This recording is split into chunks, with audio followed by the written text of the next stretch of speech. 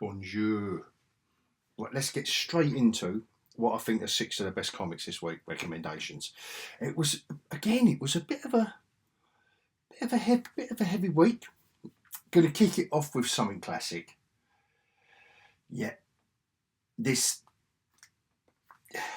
it's a gothic Batman that I'm really enjoying. It is just a dark, moody, you in places a little bit elseworldy, but really enjoying that, and continuing on with the let's get the classics out of the way, shall we? A Spidey book. Yes, I'm still holding out hope, and this was good. It is a crossover as well, yawn, but that's just me. Not up for the crossovers. I just wish this could have just been a mini series with maybe the X-Men in it and Spider, but no, they've got to cross it over and all the rest of it. But nevertheless, it was good. And another one from Spidey. One of the more decent things to come out of Dark Web was this character for me. I don't know if she was in it before that, but I think that was her origin. But anyway, that's a good read. I like her powers, and I like what they've done with this. Nice artwork. So that's kind of like the classics for this week. That I had never heard. Forgive me, but I'd never heard of Mad Cave comics.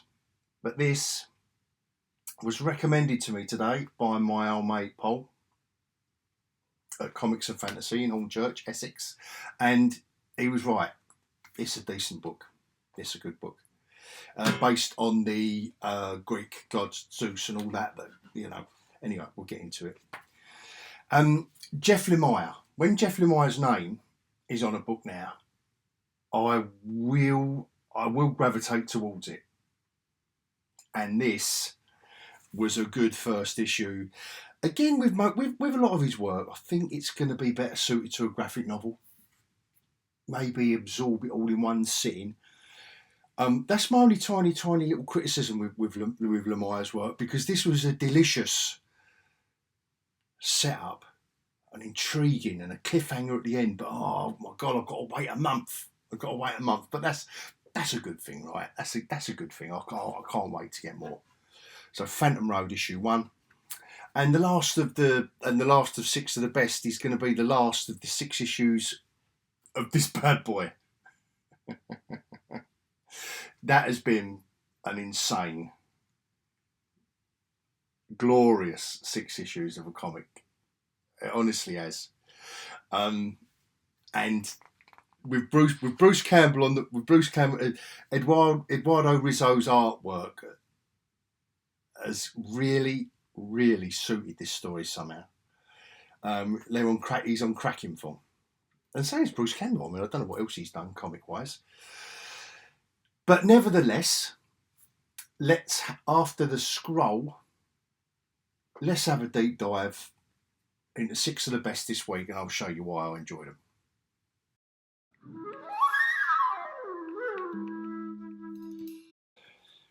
Right, so let's get into it. Detective Comics.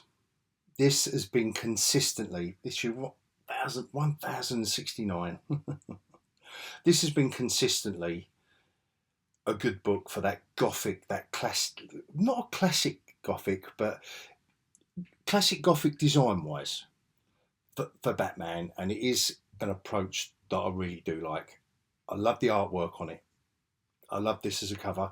I know it's a cover that maybe isn't as striking as a I know I keep using the word classic, but as a classic Batman cover should, swirling and cape and all the rest of it. But I've just really loved all this.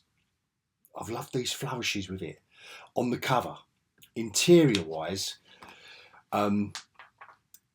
it's dark, and this is how I like my Batman. I'm sorry, but I do. It's a little bit Elseworlds. It's a little bit Elseworlds in its approach, but look at how glorious that is. Look how this is how I like my Batman. I've got to say, and I've really enjoyed. I've enjoyed the storyline from Ram V. It's obviously part 4 of Grand Design, where there's like a new family that's come to Gotham.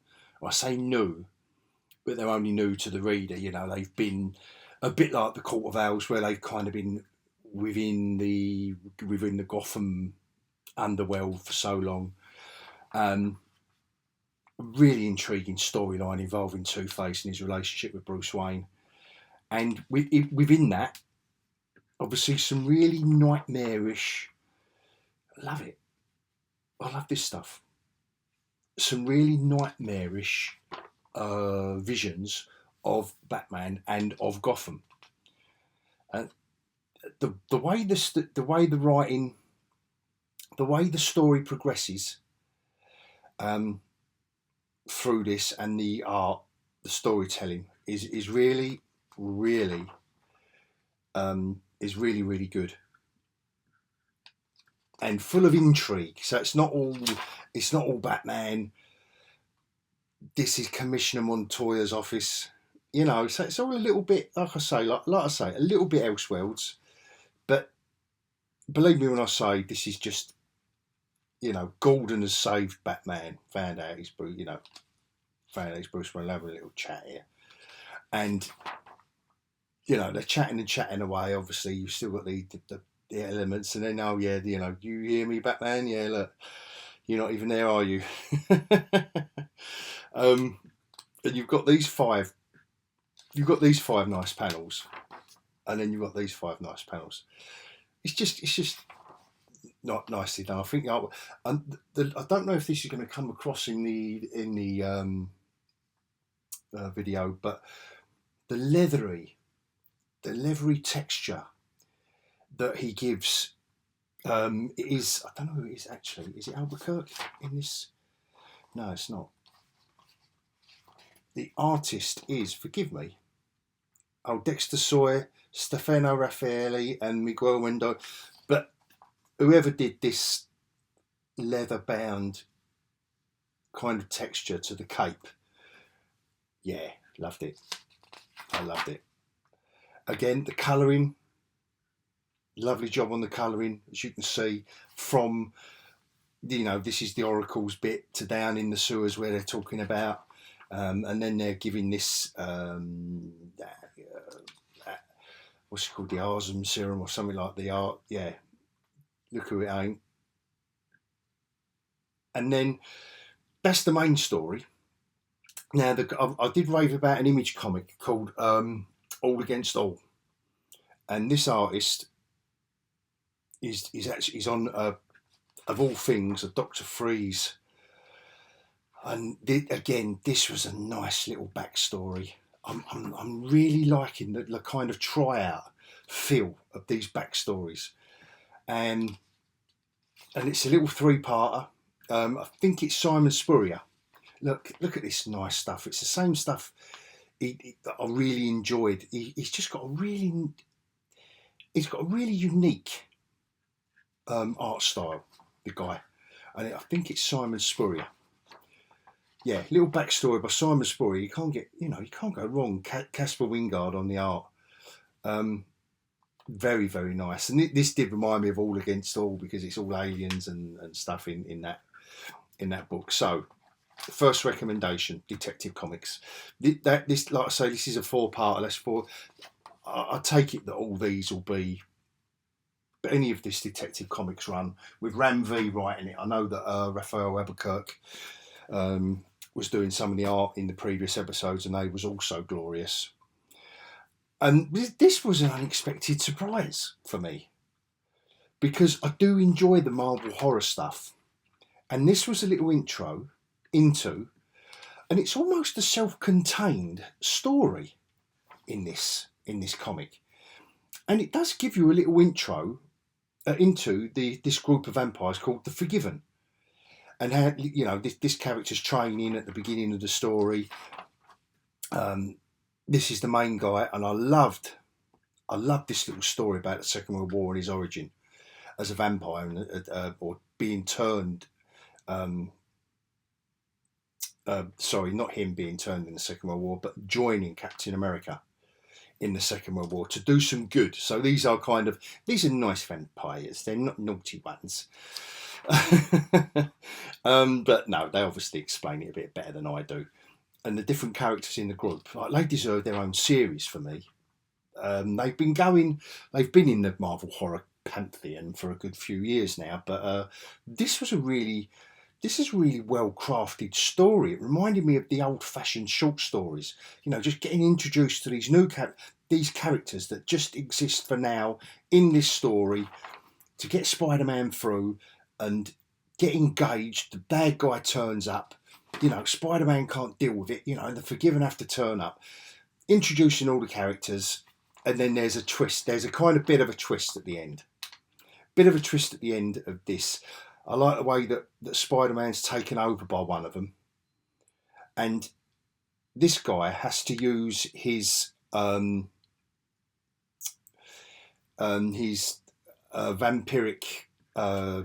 charm superpower to get Spider-Man back on side. Like this, look, he's overcoming it, and even these characters that we don't know, they only exist in this issue. It just did hark back for me to just the stories that used to resonate for one issue. Artwork is really, really nice. It's really, really nice, and it leaves it on a nice cliffhanger to be continued in X-Men Unforgiven. Well, it's enough, to be fair, to get me to, you know how much by now I really, really, nice cover as well. Nice, ominous, bad guys in the background cover. And I like this take on Spider-Man. Something a little bit different, off the beaten track. And yeah, so that must be good if it makes me want to get a crossover, especially after Dark Web. And talking of Dark Web, this character, Hallows Eve, wasn't exactly awe-inspiring in Dark Web. I like the art style in this. I like the light art touch and the colouring in this. And I do like the mask power with the different... I don't know if this is a little bit over the top by saying, actually explaining. But I'll forgive it. I will forgive it for that. So here is it's Erica Schultz, Michael Dowling on the art. Lovely, lovely art job on this with Brian Reber on the covers, and his colours do make the art. It's one of those nice matches, particularly stuff like this. I think it's a really nice match with the artwork. The only one little thing I would say, and this was a lovely first issue, it was an intro to the character, and again I like it because if you haven't read all the Dark Web stuff or anywhere this character has turned up before, you get it. You get her power. You get a story in one issue of this comic. All I would say is that I think Erica Schultz might be going a bit heavy on the whole female empowerment thing, but I'll let it go for now. Because we've got a female. That's nice. I love that, because she's put the werewolf mask on, which is great. It was great stuff. This was a good romp of a story, to be fair. But when we start getting into every other character that is getting sucked into Hallows Eve's story, I don't know. It got a bit. You've got the girl boss at the 5th precinct. You've got the girl boss baddie who's giving the subordinate a bad time, and he's saying, "Yes, ma'am."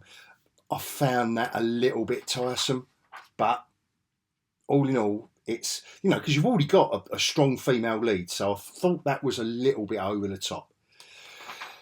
But maybe it's just because I'm coming down off of the high of The Last of Us yesterday, so might just be me. But there we go. Let's see where this one goes. But it was an impressive first issue, and a nice cover. I thought that was a great cover with the masks. Sets it up nice. First of the indies, Hunt, Kill, Repeat. As I say, recommended to me by my friend Paul at Comics and Fantasy in Hornchurch, Essex. Link in the thumbnail, description of the video, whatever. Nice cover. And a really, really nice artwork style. I'd never seen, Mark London writes it, and Francesco Archindi, oh, they do have their names, don't they? Francesco Archidiacono with Mark Deering, oh, that's better, on the inking. But a nice style combined with the nice flourishes that I like every now and again in the art style. And about the gods, about the old Greek gods in the future, coming back down to earth, turning humans into, I forget what they called them now, but anyway, this is the backstory. This is one of the gods who's pregnant from a human, and the story unfolds from there. And she goes back to meet the goes back to the family again, and all the trouble ensues from there. You know, all the nice introductions. You know, Apollo, Hermes, Aphrodite, Athena. Sorry, it's Artemis who goes back to see her dad, and all the family's there, and it goes a bit wrong. They find out she's pregnant, and this is what I mean about the flourishes. I like this. It's like a nice kind of Ryan Stegman inspired, I would say. Ryan Stegman inspired art style, but you know, it suited the story, and it was a nice story. There's plenty that happens in this issue. Plenty that happens, and it's not all gods fighting, which I really enjoyed. And there was this little bit of intrigue at the end of it, at the end of an issue 1, that just sets up, you know, this stuff. It just sets up the story nicely. I like the way they've done the flashback. I didn't quite. They kind of lured me into the flashback, where this is her. This is the hero this is Artemis, who we've been following, and this is like the father of her child from the beginning of the issue. But how they did the flashback, I thought was really nicely done. It really did, like, kind of, I thought, well, what's going on now? Who's that? Do I recognise this character? And then as they start talking, it's like, oh, wow. Yeah, this is the flashback. I love this. I really did. Love it. Design-wise, loved all of this. And it was a very, very impressive first issue. Very impressive. And a nice cover. That's going to, you know, if that doesn't go a long way to selling the comic, I don't know what. Again, bit of foreshadowing in the background with the villains and the heroine in the... Do you call them heroines now? I don't know if that's a modern word for it. Like I said, Jeff Lemire, Phantom Road issue 1. Now this was a lovely art style, got to say. Gabriel H. Walter. Geordie Belair on the colours, as always, he's going to deliver. And so is Jeff Lemire. I've never seen Gabriel's artwork anywhere else, but this I really, really did enjoy. As a chapter 1 of a trucker who gets involved in... Basically, this is a trucker getting involved in something weird. And it really does reel us in. This reels us in beautifully. Beautifully. He meets 2 weird characters. This is the second one. You've got these portents of whatever, I don't know. Crucifix hanging in the truck. Veers off the road. Flashback to his childhood. That's his dad. And that's what we're getting a flash of there. You know, it's not him, the reflection in him. Is it a reflection in the is it him? I don't know. That's his dad. This is just a scene from his childhood. And it was nice. No, this is all Jeff Lemire at his best. We don't know who this woman is. She's had to dodge something on the road, and when he touches it, look, bang. Bang, what's happening? And then it's weird. Weird. A weird character. Just everything weird going on. Yeah, he has to defend himself. She's not a lot of help. She's not a lot of help. She's just commentating and saying, oh my God, he wants a bit of help. Has to help himself. Yeah, I won't show the end. I won't show the end because this is a great first issue. Nice first issue. Like I said at the beginning, it probably will work. It's going to work beautifully as a graphic novel. And all Jeff Lemire's work does. 10,000 Black Feathers is the one that springs to mind that will work better rather than the individual issues. But like I said earlier, it's the fact that you've got to wait a whole month for the next issue that is the annoying bit. But, that is the comic collector's lament. Whereas this is the last issue. There is no more. I haven't got to wait a month. And this has been an absolute superb. I know I use the word romp, but this really has been two creators let loose. Bruce Campbell and Eduardo Rizzo on this book. A World War II yarn that with zombie Nazis in this issue. Last issue we get to meet Hitler and he's all hopped up on this new serum. And Sgt Rock's down there in the bunker with him, with the bombers getting ready to Hitler and his moustache. And that will that comes back at the end. This stuff, I mean, I know it's like it's kind of like Captain America's wet dream, beating Hitler around in the bunker, but Sgt Rock's managing to do it back in World War II. It's been gory, it's been violent, it's been funny, it's been full on insane. He's been doing exactly what it says on the tin for 6 issues. All of this stuff, he's down there. Hitler's let off gas. Look, he's got the lighter. He's blown. It's just been reminding me of a little bit, this last issue, a little bit, like reminded me of Arnie in Predator at the end, where it's really ramping up and the alien and the technology, and he's tapped on his wrist to count down the nuclear bomb, and this reminded me of that, the pacing of it, and it's look, here we go, look, I did like this bit, to be fair. I don't know how subversive they meant this panel to be, but get up and take it like a man, and the positions they're in. I don't know. I didn't realise he was going to put the grenade in his mouth, to be fair, in the positions they was in there. But that's just me. That's just me thinking they all wanted to be very, very subversive. Anyway, he does away with it. Of course he does. And obviously this is what I mean about the Dutch at the end of Predator, where he's running away now. Look, the plane's come in. Even though he's completed the mission, there's no time to tell the bomber to turn back, and they're dropping the big bomb on it, on the bunker, and they think he's dead. Sarge, but of course he ain't. That's easy company there. Of course he ain't. Here he goes. Fa-boom. Ah, dear. Loved it. We got you, Sarge. You gotcha. I won't carry on. That isn't the end of the story. They do leave this on a. They do kind of revisit him back in hospital, and a proper 2 weeks later epilogue. And I don't want to tell you what it is really, but it looks like there's going to be more adventures. I hope from this team. With Sgt Rock after the war, involved in weird stuff, because this was obviously Hitler giving dead Nazis a serum to keep the war going. That was the shtick of this story, and it was really good. It was really, really, really well done.